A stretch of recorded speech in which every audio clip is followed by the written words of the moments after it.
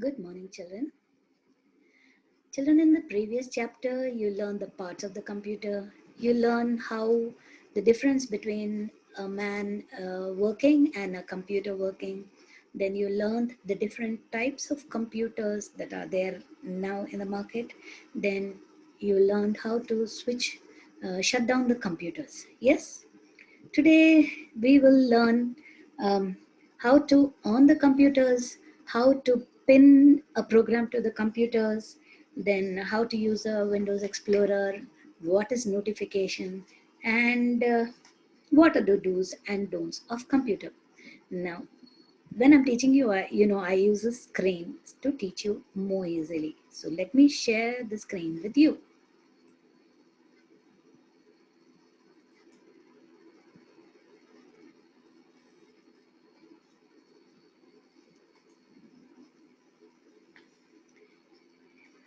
Hmm. So you learn till here how to turn on the computer. Yes, children? Yeah. Today we'll learn how to switch on the computer. Now, when you on the computer, you know how you switch on the CPU. And once you switch on the CPU, a login screen opens.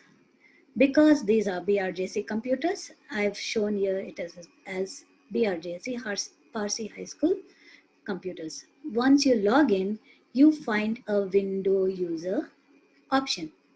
Click on this icon, window user. Once you click on this, because you have many users, many children come to the computer lab, yes? So when you click on this user, once you type your password and click on this arrow button, if the password is correct, it will accept and open to the first screen, which is your desktop screen. So let's see how you log in. Click on the window user, type your password, and click on the screen. Once you click on the window user, the screen opens this way to type your password. Click on the arrow and you get into the first screen. This screen is called the desktop screen. When you look at the desktop screen, you have small pictures here. The screen opens with small pictures. These pictures are called as icons. They're called as icon. This total screen is called the desktop. So the desktop contains icons. Okay. The next screen, you see in the next screen, the computer desktop. See what all are there in the computer desktop. You have small pictures. These are called as icons. These icons are programs. What are they? Programs. And these programs are known as applications, or we call it app. So program, application, or apps. So this is your desktop, which contains icons first. Write down this bar, gray black bar. It's called the taskbar. On this taskbar, you can see the first thing. This is called your Windows icon.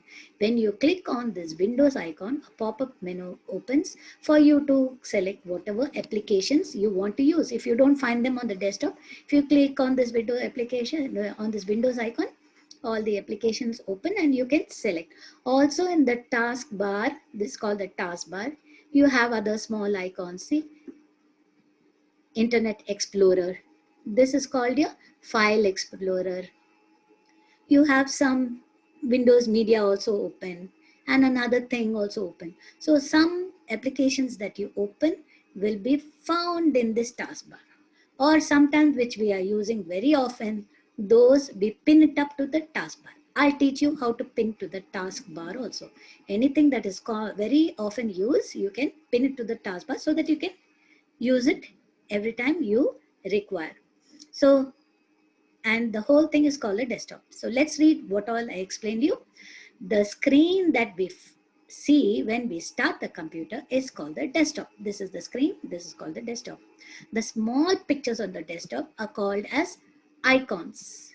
These icons are different programs, and they are also called as applications or apps.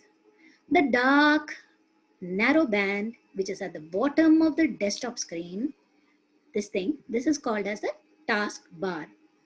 At the very far left corner, this one, This is called your Windows icon. The Windows, when you click on the Windows button, it helps you to access many of the programs that you use. Also next to this, if you're on the start screen, you have a search box here. If you don't find the program, you can type it in the search box and it automatically opens a program. So you will search box, you have all applications, you have the setting this one, and also once you click on this Windows icon, what all opens? You'll get many programs popping out. You have a search also for searching, and you almost all the applications open when you click on this Windows icon. Also, you have the option of power off, that is to shut down your computer. As I told you, right below the desktop screen is your file explorer. Once you click on this file explorer, this screen opens, and on top you can see the icon of file explorer, and also it's written your file explorer. Clear?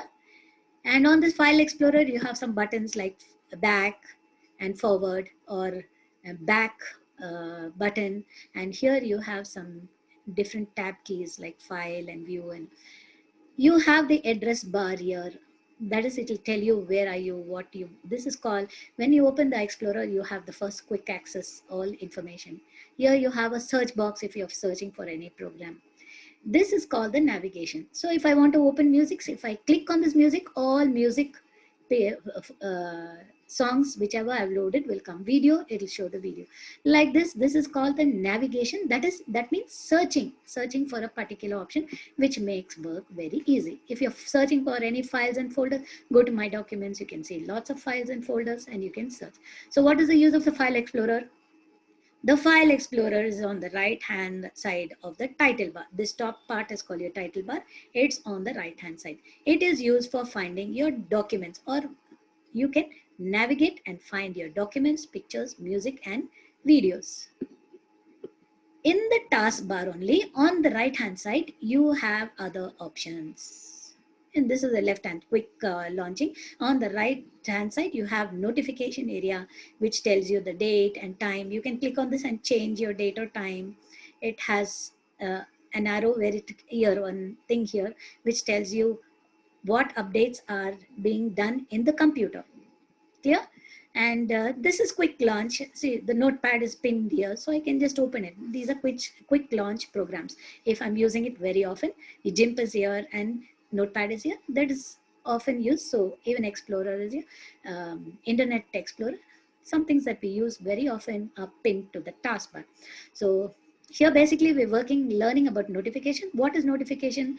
Notification provides you the information from the computer area. Some of the icons may be hidden. This is when you click on this arrow. If you don't find everything, when you click on this arrow, you can see the hidden information here. Sometimes when we are printing, if you click this, you will have the print option here. When you put your pen drive also, usually you cannot see. If you click on this, you can see that your pen drive is being inserted. So you can see some hidden options by clicking on this arrow. Okay, this up arrow. The next thing is, as I told you, I want to pin a program to the taskbar. Suppose if this program has to be pinned, just right click on the program and select the pin to taskbar. Once you click on this, the program is pinned to the taskbar. I showed you just now, the GIMP is pinned, Notepad is pinned. So if you want any shortcut so that you can use it every day you're using, suppose you're learning for that month, you're learning about Notepad and WordPad, you can just right click on it and say pin to the taskbar. It'll automatically be pinned to the start taskbar. Now here, the last thing we are going to learn is how to shut down the computer. What you should do to shut down the computer? This is your start screen. Here on the start screen, click on the Windows button. The Windows button looks like this on the left hand side corner of the screen. Once you click on it, you'll have a pop-up information here. And then you select shutdown, or some computers have it as power off. It looks like this, the button. Anyway, the button looks same. You click on this button and the computer, and click on next, and the computer shutdown option comes. When you click on the computer shutdown option, any applications or programs that are running and are not being closed, you will get a message. That message shows that the some programs are running in the background. Do you want to forcefully shut it down, or do you want to cancel first and then close all the programs then shut down? So you get two options in the message box. One is cancel or force shutdown. If you click cancel, you'll go back to your main screen and you can close all the programs, which is very safe. But if you click forcefully shut down, whatever programs were open, and if you have fed any information, all those programs will not get saved. They just close without saving. It shuts down, but whatever is there, it does not save anything. Now, do's and don'ts of computer, you know many things, what you should do and what you should not do. First, let's see what are the do's. First, be safe because because it works on electricity. Be gentle with it, delicate. Don't break the keyboard or the put your finger on the screen. Then keep it clean because it is very sensitive to dust. Like you, if you lots of dust is there, you start sneezing, you get uh, lots of problems. And keep it in a correct position. Don't put the monitor on anything or your keyboard in your lap, on your legs. Don't do that. It can fall, it can break, it can injure you too.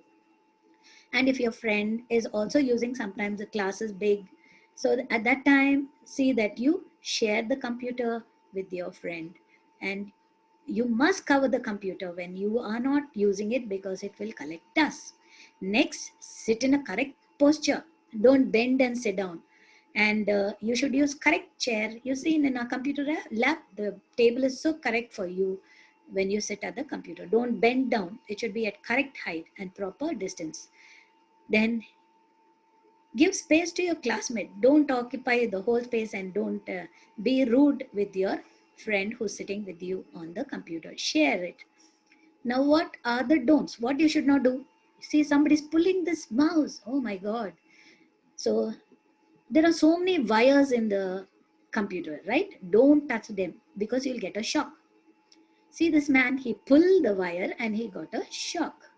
And he's pulled the wire from the CPU. If you pull the wire from the CPU, all the monitor, the mouse, the keyboard, all is connected to the central processing unit and it will not work. Nothing will work. And this child is touching the plugs. Don't touch the slot with your finger. You'll get a shock. And this child is striking the keyboard so hard that the keyboard broke. Don't strike it hard. And somebody is eating at the keyboard. Don't eat and drink at the keyboard. See, there's all mess on the keyboard. The keyboard will not work. You must keep the area clean. Where should you eat? Eat at your dining table, not on the where the computer is placed. Now, when you're sitting, don't sit close to the monitor because you cannot see how she's bending. Sit at correct position. You'll get a hunchback if you bend like that. You must sit straight and use your computer. If not, your eyes will hurt and you cannot see anything. You must be at a proper distance. When you are in the lab, don't play any music loud and disturb your friends. So don't disturb by playing loud music. Don't always keep your hand on the mouse. Only when you're using the mouse, put it. Don't put one hand on the mouse and one hand use the keyboard. No. When you're not using the mouse, don't touch it. Don't use the mouse continuously. And here, don't pull the keyboard just because you want to, two of you all are sitting, you want to type and you pull the keyboard, and what will happen? It will break, the wires will get damaged. So these are the things you should not do. Now your homework. You must do the worksheet bits. You have worksheet bits, yes, on page numbers 12, 13 and 14 in your reader. Do all of them in your reader only. Okay, children? Now,